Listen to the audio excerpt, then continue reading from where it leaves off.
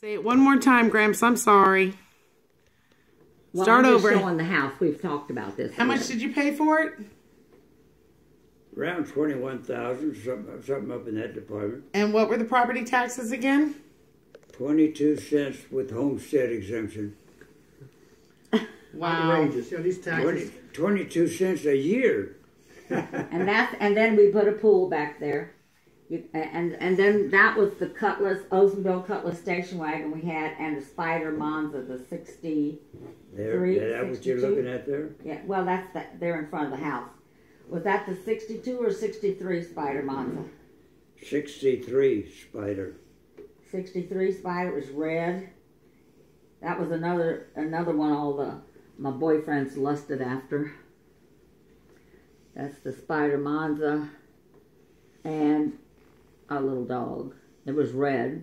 All the pictures are black and white. Let me show this since I'm already doing this. Okay. It was a turbo, right? Turbocharged? I think that was Turbo. Toto. Turbo. Oh, I thought you were talking about The dog? No. You said before that you were talking dog. The name of the dog was Toto. Okay. But it was, That was Cindy. But it was turbocharged. the turbo, the 63 63. Spider Monza turbocharged. Okay. I'm still hung up on that 22-cent property tax Now this per year. This was the house across the street that we rented, and Dad said it was so hard to move just across the street. Just across, because you had to carry everything across the street. Right, yeah. Of course, nobody can see much of the house, but what boat was that blue and white boat? The green and white. Oh, was it green and white? With the little hard top, with this Scott Atwater engine on the back. And what kind of boat was it? I think it was a glass-drawn boat, but I'm not sure. And that was the pink and white Ford that pulled it. And that is, can you see it, Paul? Yeah, it's good enough. Okay, all right. Now that's the boat that you gave for down payment. I gave the builder that. Oh, that's right. That was the down payment boat. To get into the house. That was my money to get into the house under that GI loan thing. Right. Oh, okay.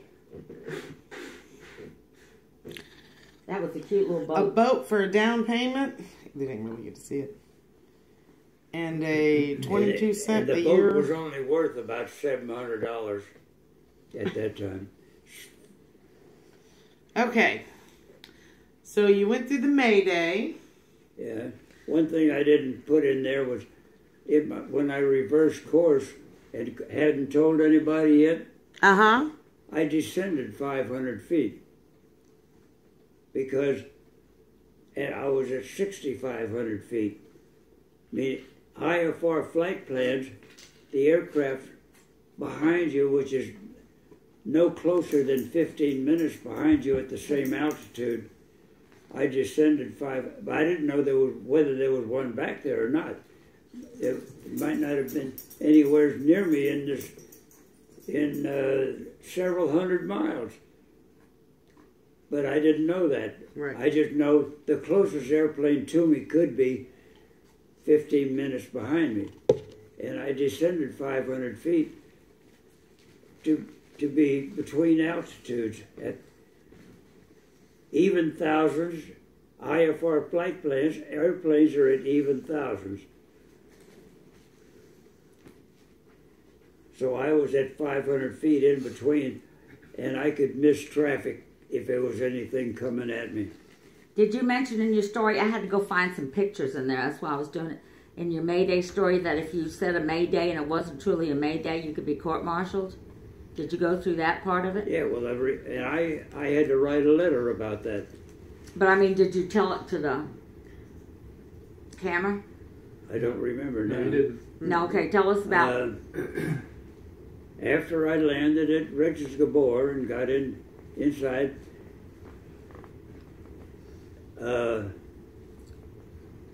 somehow or another, an FAA guy got into it. That's civilian airline people. he wanted to report on my Mayday on why I had to say Mayday on Guard Channel. I had to, and I wrote a full page on that about that, and saying I was using fuel, not knowing that my outboard tanks opened up. Yeah. The inboard fuel was being used first for some reason, and the outboard fuel gauges were staying the same, meaning that valve didn't open as far as I was concerned. And I wrote a letter about it. It turned out to be unimportant, but I didn't know it at the time. But if you'd have called a Mayday. And I called Mayday because I had to tell somebody I was turning around and nobody would talk to me. What would have happened if it wasn't a true Mayday and you would have said it on the radio? What happens to someone if they say Mayday and it's really not an emergency? Through civilian people, I'd have been...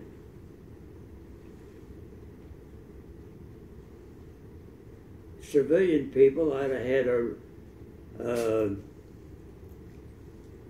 I don't know what would have happened to civilian people, but in military, I'd have probably been court-martialed. Court-martialed? Thrown out of the service? Grounded? Lost your rank? No. No? I wouldn't have. I don't think I'd have got thrown out of the service, but it would have been bad news. Yeah. Okay. Okay. So what was the And next? they accepted my letter and approved it. Yeah, probably also attached it to the mechanics report. Okay. Now, the next serious incident that I had Okay. in C-119s was the gear didn't come down and locked. Can we do that last? Because I want that to be our last story. Our last Because one? when was the buzzard? Oh, that was, I didn't consider that important. Yes, it is. Oh, yes, it is, Gramps. I saw the picture. In the traffic pattern. Where's that picture at? I'm going to do This it. is daytime traffic pattern landing, and I was turning final approach and starting and the gear is down, and I'm descending and going through 700 or 800 feet above the ground. I see this buzzard out in front of us. Don't show me. That buzzard went right by the right wing and into the wing at the landing light, which is about halfway out the wing, beyond the engine. It didn't hit the engine. Right. How far away was it from the engine? The buzzard was instantly dead. Yeah. It's still hanging out of the wing with the feet hanging down. His gear was down. His gear was My down. gear down. Well, what happened? Did it? Here's a picture of the buzzard. You ready to do it now? Okay, yeah. We'll show You gonna do it there first? You okay? Didn't mean to laugh at you. Was that a buzzard or a goose? Wasn't there a goose that you ran into? It was one of those. But that's not buzzards significant. or buzzards or whatever you call them. Huh? Yeah. That's not significant. Yeah, no. What happened to the airplane? Did it throw you off or? No, it didn't even hear it. I just saw it hit the wing. There was no noise inside the airplane. No jarring or nothing, huh? No jarring or nothing. How far away from the engine was it? 4 or 5 feet. The prop circumference, it was about 4 feet from where the prop would have hit the buzzard. Yeah. You want Okay. to show them what that one? Yeah. All right. And this was what year? That's the buzzard in the engine. I guess it's kind of hard to get an idea. It was in that same time period somewhere in the 60s, maybe 2 or 3 months before or after the other one. After what, the buzzard? Yeah. Yeah. No, I mean I after. don't remember which one came first, the buzzard or the Mayday. I don't know which one. You don't came remember first. which one came first? Okay. All right. Now, when was the Bay of Pigs? That was in. Before or That was after in these? That was in 62. Okay. And the 119 landing gear was what year? 65. Okay. May of 65. So that is our last story anyhow. Okay. So tell us about the Bay of Pigs. Bay of Pigs, I was at... In Cuba. The Cuban crisis, right? Yeah. Okay. That was the Cuban crisis. I think that was 62. This Cuban crisis came up. Yeah. See when that was, the Cuban crisis. Oh, we haven't shown a picture of the 119 yet. So, okay, go ahead while she's looking that up. I was at Camp Campbell, Kentucky, it was called at that time. Later on, it became Fort Campbell, Kentucky. Army airfield. At first, it was Air Force Base. It was Campbell Air Force Base. Then the Army took it over and called it Camp Campbell. Or Fort Campbell, Army Airfield. I was there when the Cuban crisis happened. You were where? At Camp Campbell, Kentucky. I was up there dropping the paratroopers, the 104th Airborne.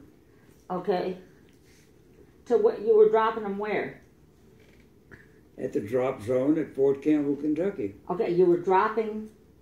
I was just training, getting their required jumps in for the month or training. They were jumping out of his plane. It wasn't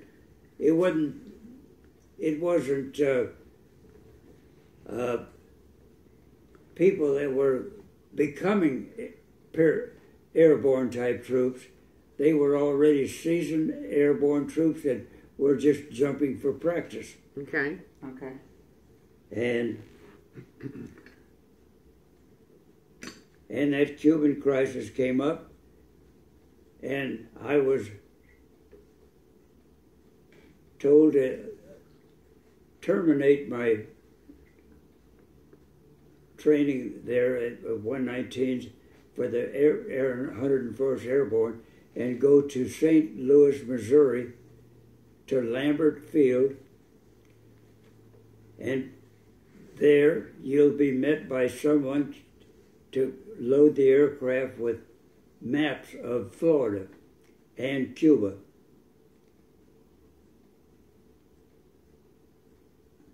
When I got there, I found out it was going to be, I don't know whether it was secret or just top secret, or whether it was top secret, but anyway, it was either secret or top secret stuff.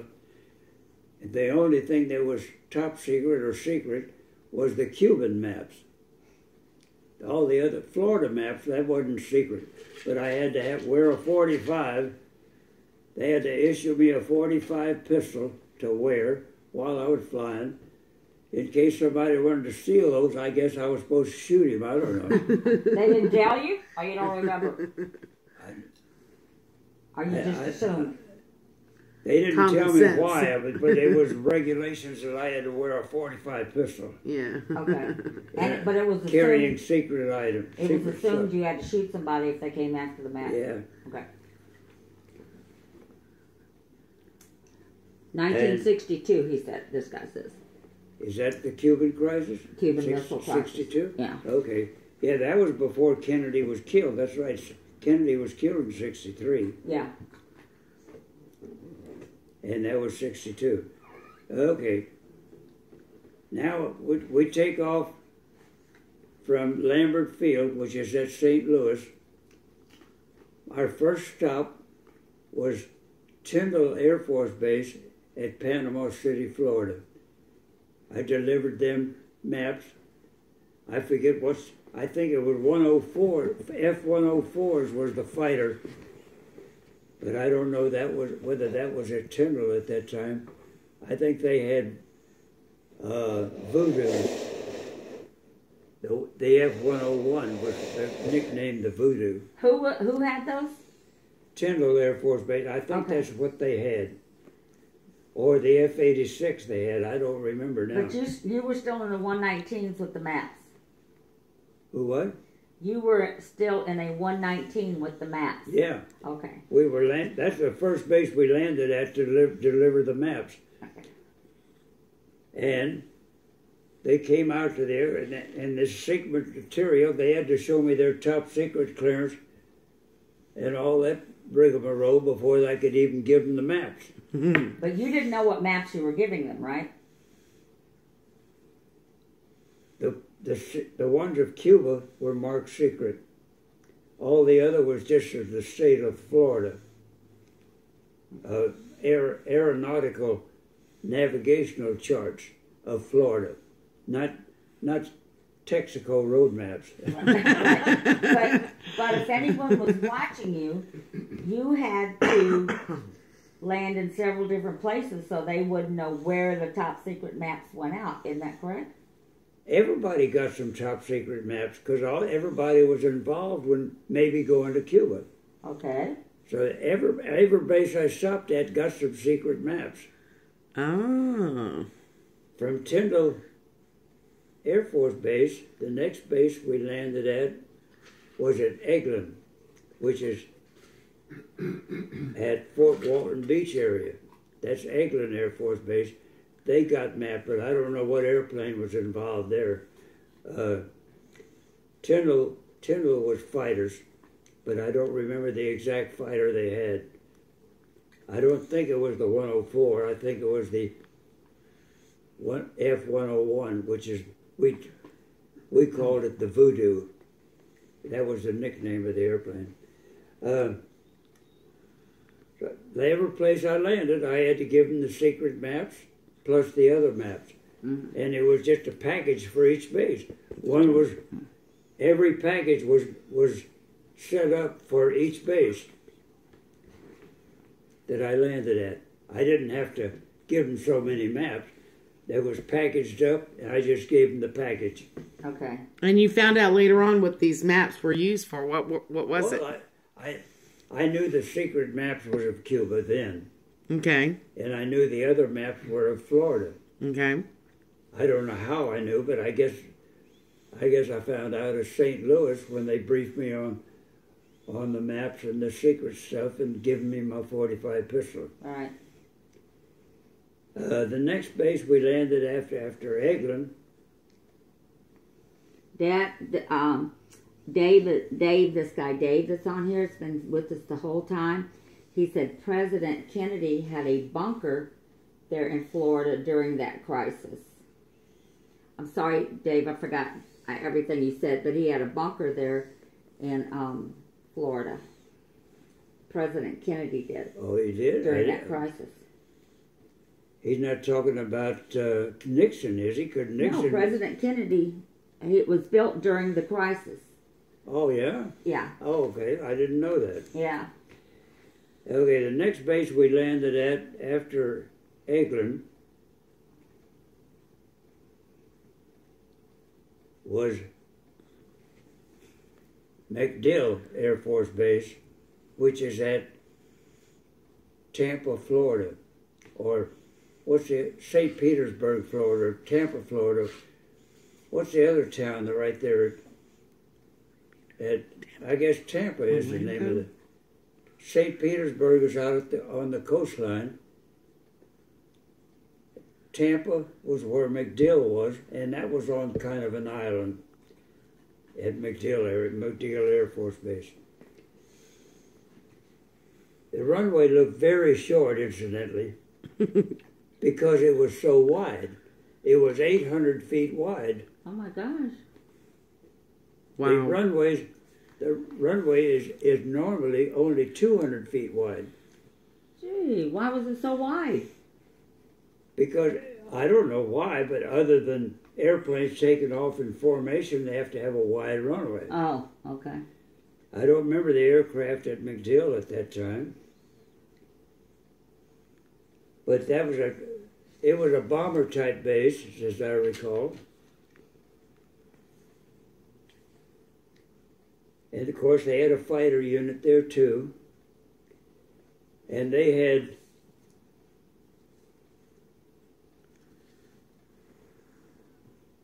I don't know. the 104 F-104s came from George Air Force Base out in California. Okay. It wasn't called George though. It was George Air Force Base. George Air Force Base in California, which was at Victorville. You know, on the highway between Las Vegas and L.A. George is in the highway, right in the middle. One on 15 or something? No, it wasn't interstate. Oh, okay, okay, It was just a U.S. highway. okay. I remember Barstow is along that route. And anyway, they had the 104s, which got to Florida. They took off and went to Boca Raton Naval Station, which is at Key West area. Mm-hmm. And let's see, McCoy, I gave them their maps. From McCoy, we went to Orlando. There was an air base there called, but I forget the name of it. There was an air base there that I had to deliver maps to. Then I had to go to Patrick Air Force Base, which is at Cocoa Beach, Cape Canaveral area. From there, I had to go to Opelika at Miami Beach. They had the fuel bladders there, and there were some airplanes there that were involved in the Cuban crisis. I had to give maps to them. Wow. This was on my itinerary going all the way through Florida. From there, I went to Homestead, which is just south of Miami, Homestead Air Force Base. They're asking again about the UFOs, and have you ever been to MacDill? MacDill Air Force Base, he mentioned MacDill.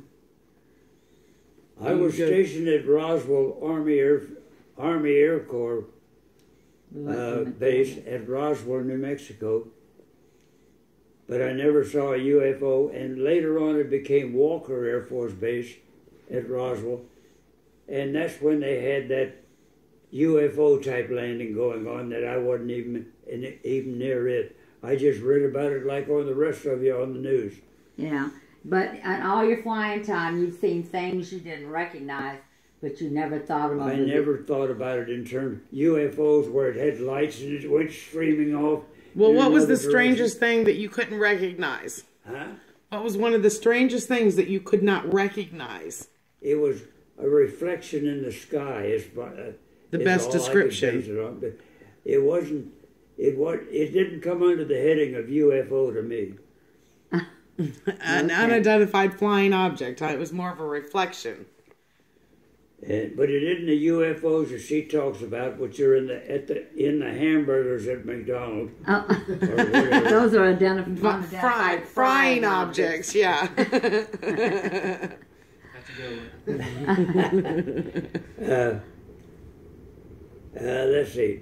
Should be I'm good. at Not. Homestead. Now I take off from Homestead. I go to Key West, to Boca Raton Naval Station, which is at Key West, Florida. Just a couple of miles out of town, out of Key West. Okay. There's Boca Raton. That's where the F-104s were from George Air Force Base. One of them landed short, and when the runway came up and had a lip there, and he hit the edge of the runway and wiped out the gear, and he slid on the belly of the F-104 down the runway at Boca Raton. Oh my gosh! And what happened? And he landed short and tore out the gear because he hit this raised up. Did he walk away? Huh? Did he walk away?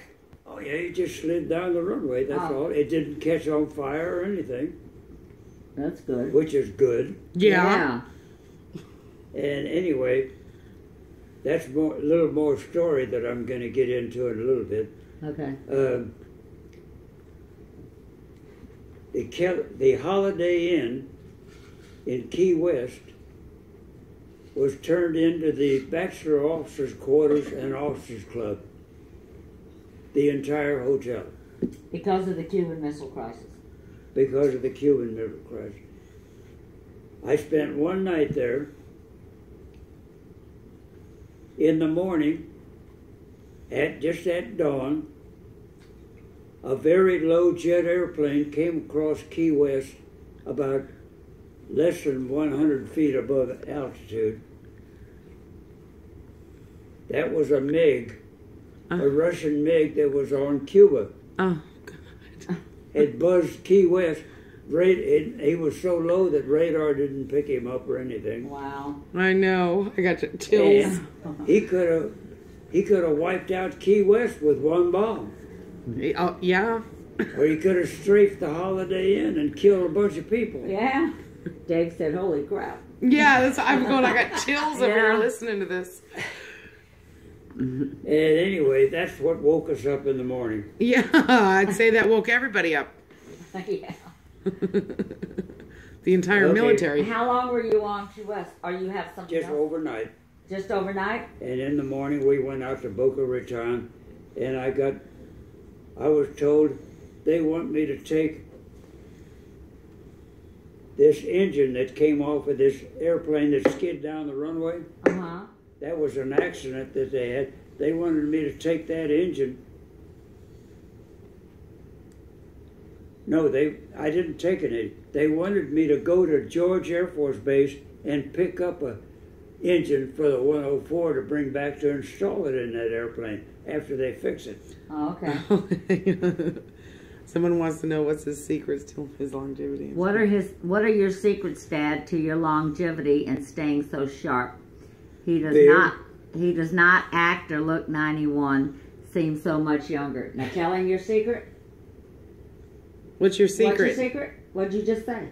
Beer. Beer. He has happy hour every single night.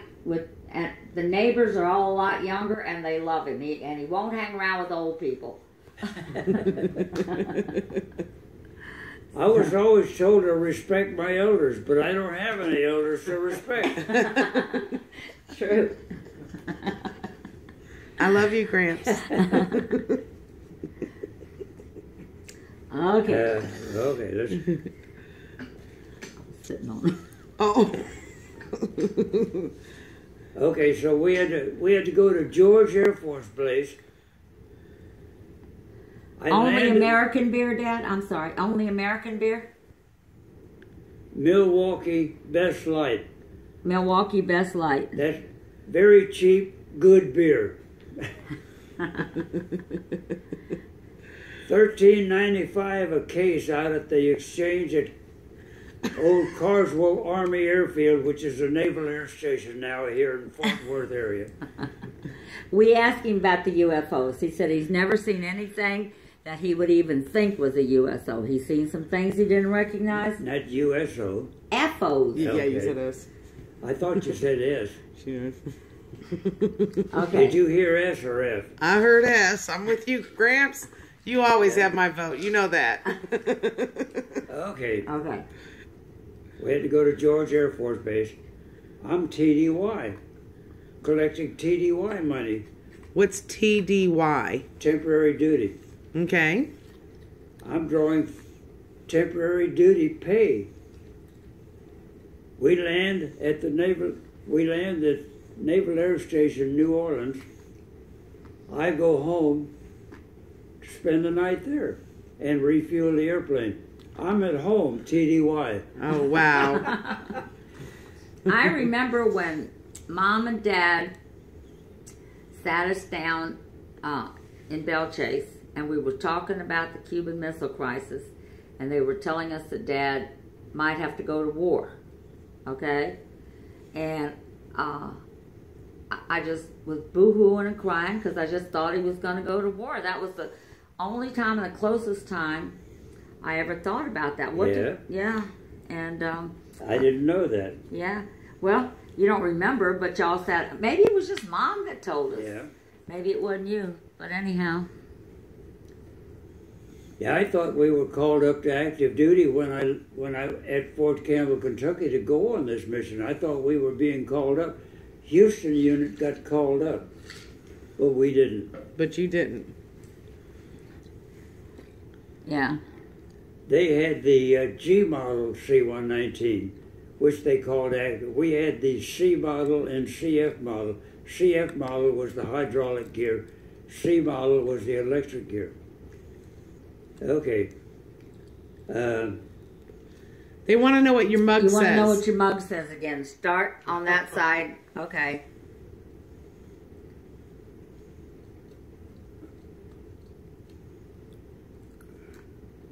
Go around back.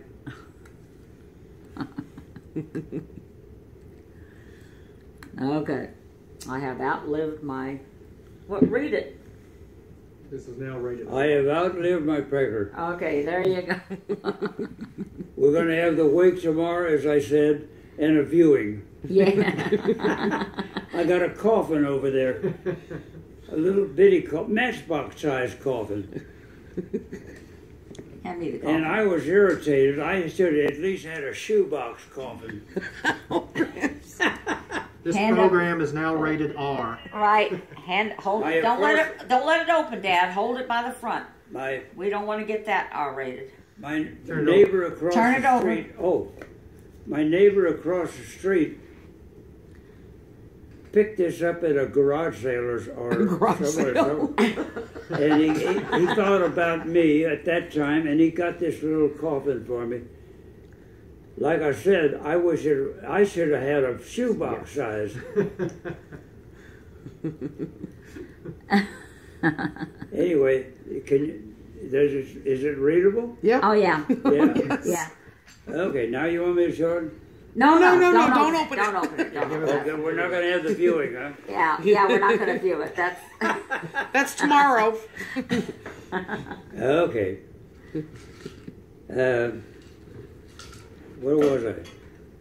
I was You're at home home. TDY. I was at home TDY, drawing pay to be home. The next day we take off and go to George Air Force Base. Again, I had to stop and refuel. I refueled at Davis-Monthan at Tucson, Arizona on that particular flight. That was a refueling stop, and then on into George from there. I picked up this engine, which was with afterburner. That engine is about 20 some odd feet long, thereabouts with the afterburner.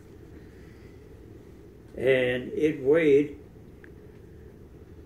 1,100 pounds. Wow.